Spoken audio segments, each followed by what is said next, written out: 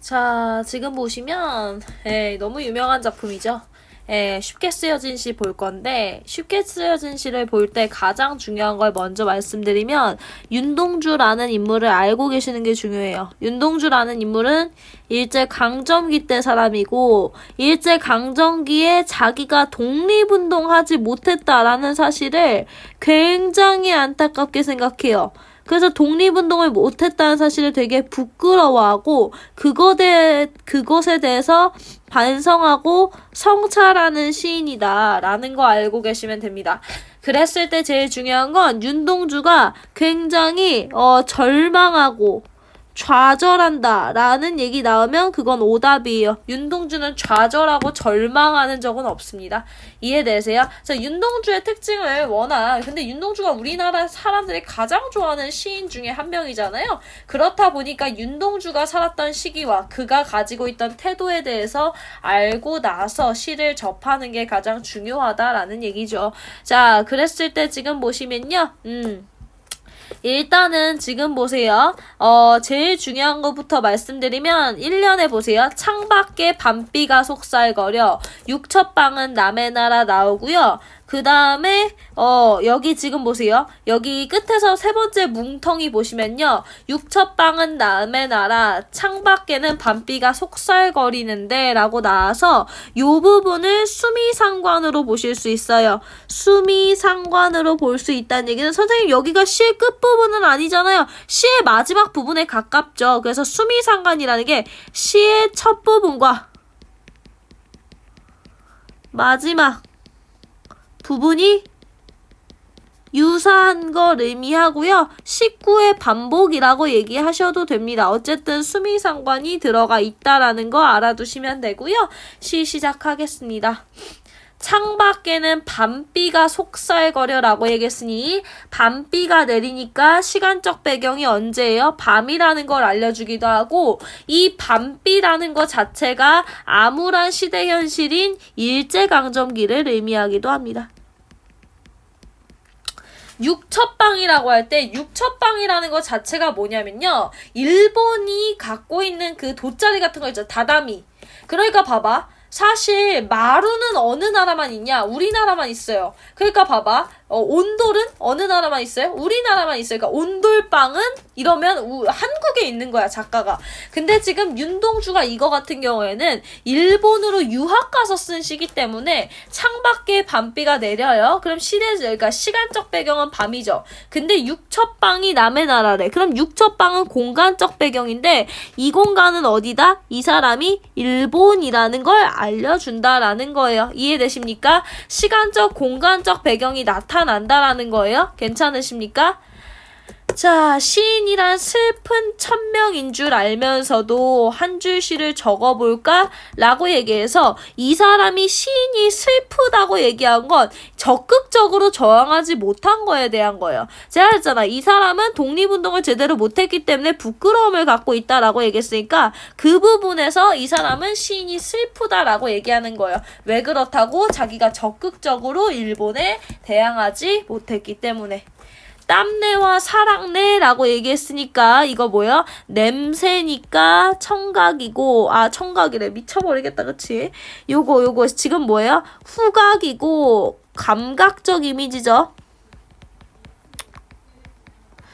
사랑내 포근히 품긴이라고 할 때 윤동주가 일본 유학 갔을 때 당연히 가족들이 학비를 대줬겠죠. 그래서 가족의 사랑을 의미한다라는 겁니다.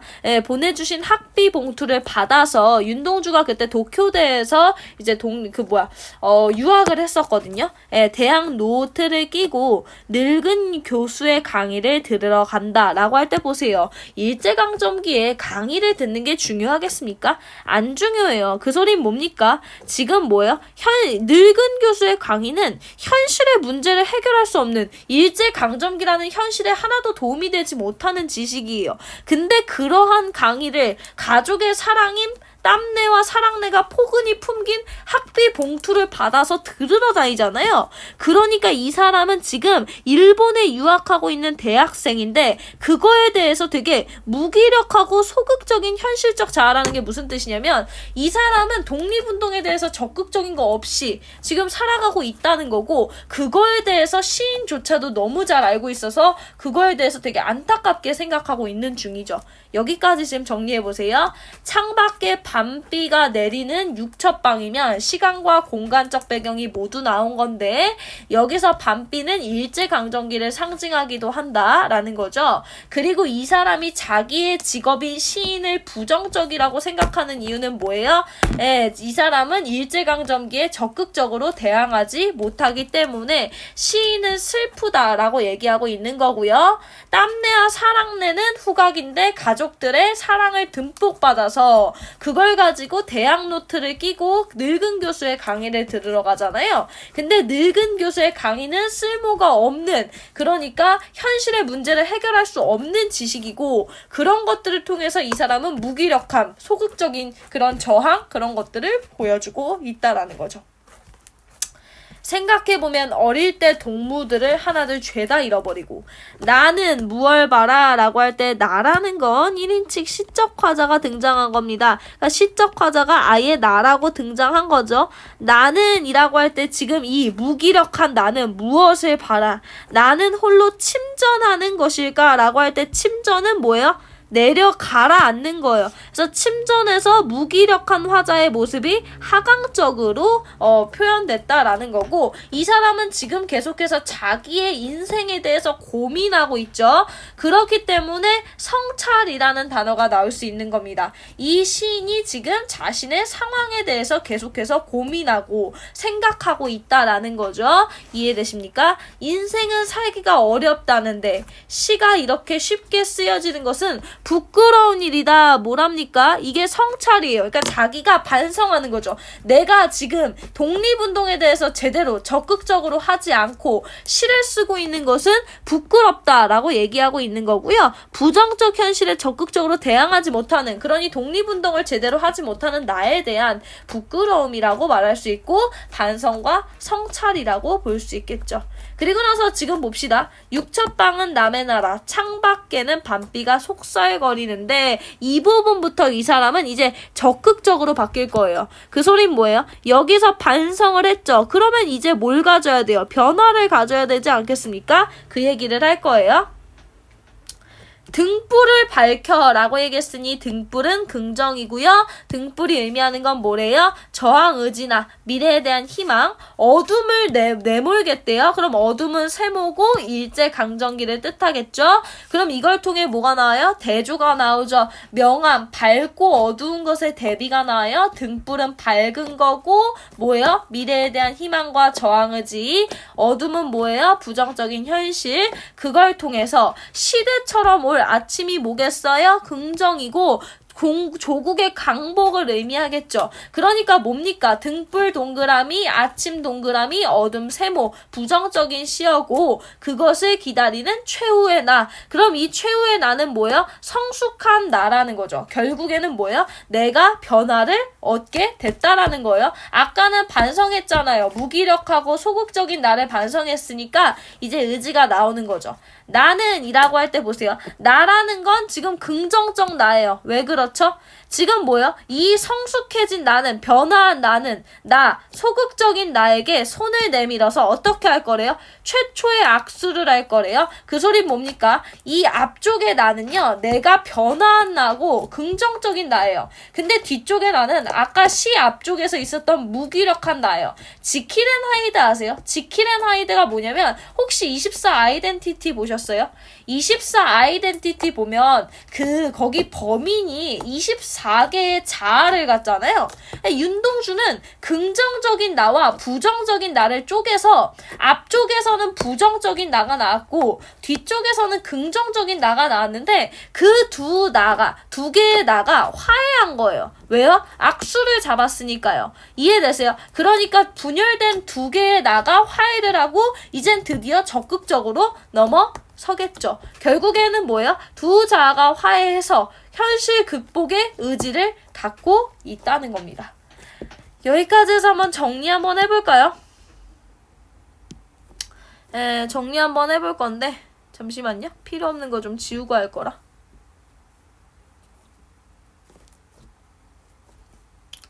자, 보세요. 일단은 그래서 윤동주의 쉽게 쓰여진 시 보시면요.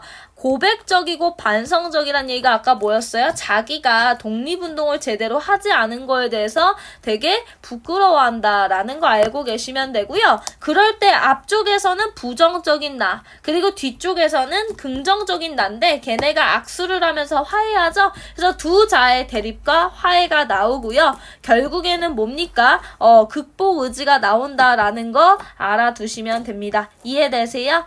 그렇게 봐주시고요. 그 다음에 여기 보세요. 최초의 악수라는 게 그래서 결국에 뭐다? 두 자아가 화해한 걸 의미하는 거고 극복하려는 의지가 나오는 거다. 그랬을 때 밤비와 어둠이라고 할 때 밤비는 부정적인 거, 그쵸? 그리고 어둠도 부정적인 거, 등불은 긍정적인 거. 결국엔 뭐예요? 대립이 나와 있다라는 거 알아두시면 되고요. 이해되십니까? 그랬을 때 지금 보세요. 윤동주의 삶을 살펴보면요. 윤동주가 시에서 계속해서 자기가 부끄럽다라고 얘기해요. 근데 윤동주가 왜 부끄럽다라는 얘기를 쓸 수밖에 없었냐면 윤동주는 일제강점기 시대에 시를 썼던 사람이지 독립운동을 했던 사람이 아니에요. 그러니까 자기가 부끄럽다. 아, 나는 왜 독립운동을 안 했지? 이런 얘기를 쓰시는 거거든요. 근데 이 감상다지기의 광야를 쓰신 이육사는요. 윤동주가 원하는 삶을 살았어요. 그 소리는 뭐냐면 독립운동을 했던 사람이에요. 그러니까 이육사는 부끄러움이 있겠어 없겠어? 없죠. 왜? 내가 몸 바쳐서 독립운동 했거든. 이해되세요? 그래서 사실 이육사라는 것 자체도 이거 쓰신 분 이름이 이육사거든요. 근데 이육사라는 말 자체 보시면 숫자로 이루어져 있죠. 자기가 독립운동 갔다가 죄수가 됐었는데 그쵸? 옛날에는 사실 독립운동하면 죄수 되는 거잖아. 깜빵 가는 거잖아. 그랬을 때 깜빵에서 썼던 자기 죄수 번호가 264번이에요. 그 소리는 뭡니까? 이육사 같은 경우에는 윤동주와 달라요. 윤동주는 소극적이고 여성적인 어조를 통해 반성과 부끄러움을 얘기한다면 이육사는 남성적이고 적극적이고 저항적인 얘기를 하면서 나도 독립운동했으니 너도 해! 라고 해서 권유하는 얘기를 많이 씁니다. 이해되세요? 근데 사실 광야가 훨씬 어려워요. 광야가 아무래도 이육사 시가 기본적으로 더 어려운데 일단 한번 봅시다. 이육사의 광야를 볼 때요. 제목부터 보세요. 광야라는 게 뭐죠? 광야가 넓은 땅이라는 뜻이에요. 근데 그러면 독립운동을 했던 이육사에게 넓은 땅은 무엇을 의미하겠어요? 우리 국토를 의미하겠죠? 그래서 이육사의 광야 같은 경우에는요, 우리 국토의 과거와 현재와 미래에 대한 얘기를 하실 건데, 그걸 좀 나눠볼게요. 자, 그랬을 때, 여기까지가 우리 국토의 과거예요. 그리고 여기가 우리 국토의 현재, 그리고 여기가 우리 국토의 미래다. 그래서 광야 같은 경우에는 시간의 흐름이 있는데, 여기 같은 경우에는 시간의 흐름이 없다라는 것도 알아두시면 참 좋겠습니다. 이해되세요? 자, 그래서 보세요. 시간, 까마득한 날, 과거죠. 하늘이 처음 열리고라는 게 이 이육사는요. 되게 머나먼 과거를 얘기해요. 그러니까 우리가 지구가 처음 만들어졌을 때가 있지 않겠습니까? 그때부터를 얘기해요. 그러니까 까마득한 날 하늘이 처음 열리고가 무슨 뜻이에요? 하늘이 처음 열렸다는 게 우리나라 국토가 생겼을 때, 그러니까 지구가 처음 만들어졌을 때 어디 다구는 소리가 들렸겠냐? 서리법이고요. 그러니까 지금 1년에서는 아주 예전 원시의 광야를 얘기하고 있는 거고 그 당시에는 다구는 소리가 안 들렸다는 얘기는 생명이 없었다는 얘기예요. 그래서 지금 1년에서 중요한 건 뭐다? 까마득한 날에 하늘이 열렸다라고 할 때 그러한 과거에는 생명이 있었다 없었다? 없었다. 그러니까 지구가 진짜 처음 만들어졌을 때를 얘기하는 거죠. 모든 산맥들이 이제 뭐예요? 그거 아시죠? 지구가 처음에 하늘이 만들어지고 나면 그 다음에 뭐가 만들어져요? 산이 만들어지고 바다가 만들어지고 그런 거잖아요. 그래서 지금 뭐예요? 모든 산맥들이 바다를 사랑해서 달린대. 근데 봐봐, 산맥들이 바다를 사랑한대. 이거 무슨 법? 의인법이죠. 왜? 산맥들은 사실 바다를 사랑할 수 없어요. 근데 그게 뭐예요? 그리고 나서 달린다라고 얘기했는데, 달린다라는 건 역동이죠. 왜요? 뛰다, 달리다는 움직임이 많은 동사고 역동적인 이미지라고 볼 수 있죠. 그러니까 지금 보세요. 첫 번째 연에서는 하늘이 처음 만들어진 거야. 그리고 두 번째는 뭐예요? 산맥과 바다가 만들어지는 걸 뭘로 얘기했다고? 역동적으로 얘기했다고. 근데 그러한 순간에 아주 옛날에는 우리나라 땅을 아무도 더럽히지 않았을 거야 라고 얘기하면서 광야의 신성한 땅이었음을 얘기하는 거예요. 그 소리 뭐야? 일제강점기 시대에 일본이 그렇게 함부로 더럽힐 수 있는 땅이 아니었음을 얘기하는 거예요. 우리나라 땅이 얼마나 신성한 땅이었는데 니들이 그렇게 더럽히냐 라는 얘기를 하고 싶어서 1년에서 하늘이 만들어졌을 땐 생명이 없었고 산맥과 바다가 만들어졌을 땐 아무도 더럽힌 적이 없었다 라고 얘기하는 겁니다. 그래서 첫 번째 연에선 광야의 원시성, 아주 예전의 광야를 얘기하고 있고요. 두 번째 연에서는 광야가 아주 신성한 땅이었고, 그러니까 더럽힐 수 없는 땅이었고 순수한 땅이었다라는 얘기를 하는 거죠. 그 다음에 이제 뭐가 만들어져야겠습니까? 산맥이랑 바다 만들어졌으면 이제 인간 만들어질 때 됐죠. 그래서 보세요. 끊임없는 광음이라고 할 때 광음이 빛과 어둠이거든요. 빛과 어둠이 의미하는 바가 뭐겠어요? 시간이에요. 하루의 시간. 그러니까 뭐예요? 낮과 밤이 끊임없이 지나가고, 그리고 보세요. 계절이 부지런할 수 있어요? 계절은 부지런할 수 없어요. 이거 역시 뭐예요? 의인법. 부지런한 계절이 근데 피고 진대. 그럼 뭐야? 시간의 흐름을 뭘 가지고 얘기하는 거야? 피고 지는 건 누구밖에 없어? 그러니까 피고 진다라고 얘기하는 건 보통 꽃밖에 없잖아. 그러니까 계절의 흐름을 어디에 비유하는 거야? 꽃에 비유하는 거죠. 이해되세요? 자, 그러니까 뭐야? 첫 번째 연에선 하늘이 만들어지고, 두 번째 연에선 바다와 산이 만들어지고, 세 번째 연에선 시간이 매우 많이 지난 후에 큰 강물이라는 게 4대강 문명이라는 얘기 들어보셨어요? 그러니까 사실 문명이라는 거가 만들어지려면 강을 기반으로 해야 돼요. 그 소리 뭐예요? 큰 강이 길을 열었다 라고 하는 거의 의미가 뭐예요? 드디어 인간들이 생겨났고 문명이 생겨났다는 얘기입니다. 그래서 큰 강물이 길을 열었다라는 게 드디어 인간이 생겼다라는 거예요. 그래서 지금 광야의 과거를 보시면 첫 번째 연에선 하늘이 만들어지고, 두 번째 연에선 바다와 산이 만들어지고, 세 번째 연에선 시간이 매우 오래 지난 후에 뭐가 만들어졌다는 거야? 인간이 드디어 생겼다라는 거죠. 그리고 나서 지금 나왔으니까 지금은 뭐예요? 현재죠.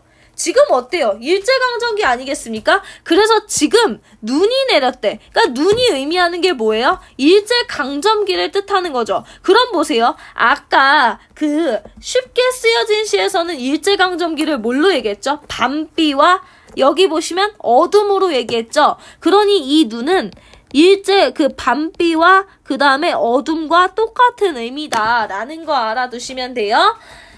자, 그래서 지금 눈 내리고 매화향기라는 게 아까 이 지금 윤동주는 의지를 어떻게 얘기했죠? 등불을 켜서 어둠을 조금 내몰겠다고 얘기했죠. 근데 이 사람은 매화향기를 가지고 의지를 얘기합니다.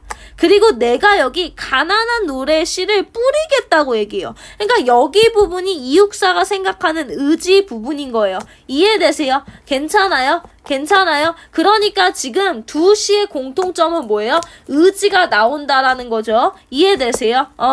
그러면 그렇게 현재 눈이 내리는 부정적 현실 속에서 매화 향기가 가득하고 가난한 노래 시를 뿌리면요. 어떻게 되겠어요? 마지막에는 다시 천고의 뒤 미래에 뭐가 될 수 있을 것이다? 백마 타고 오는 초인이 이 광야 우리나라 땅에서 목 놓아서 소리를 지를 거래요. 그럼 백마 타고 오는 초인이 의미하는 건 뭐겠어요? 조국 광복이거나 조국 광복의 후손이겠죠. 이해되세요?